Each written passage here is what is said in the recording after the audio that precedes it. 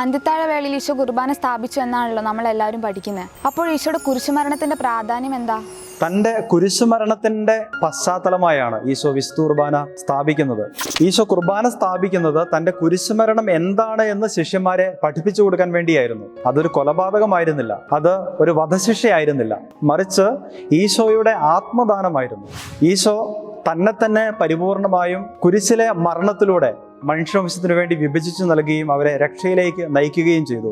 ഈശോയുടെ കുരിശുമരണത്തിൽ നടന്നത് കൗദാശികമായി ഈശോ വിശുദ്ധ കുർബാനയിൽ ശിഷ്യന്മാർക്ക് സന്നിഹിതമാക്കി കൊടുത്തു. അതുകൊണ്ട് തന്നെ വിശുദ്ധ കുർബാനയും കുരിശുമരണവും ക്രിസ്തു രഹസ്യത്തിന്റെ രണ്ട് ഭാഗങ്ങളാണ്. കുരിശുമരണത്തിൽ സംഭവിച്ചത് കൗദാശികമായി വിശുദ്ധ കുർബാനയിൽ ഈശോ പുനരവതരിപ്പിച്ചു കൊടുക്കുകയാണ് ചെയ്തത്. ഇന്ന് വിശുദ്ധ കുർബാനയിൽ പങ്കെടുക്കുന്ന നമുക്ക് ഈശോയുടെ പെസഹ രഹസ്യം കുർബാനയിലൂടെ നമുക്ക് ലഭിക്കുകയാണ്. കുരിശിൽ ഈശോ സാധിച്ചെടുത്ത രക്ഷ ലോകത്തിൽ എല്ലായിടത്തും എല്ലാ സമയത്തും മനുഷ്യർക്ക് വിശുദ്ധ കുർബാനയിലൂടെ സംലഭ്യമായി തീരുന്നു.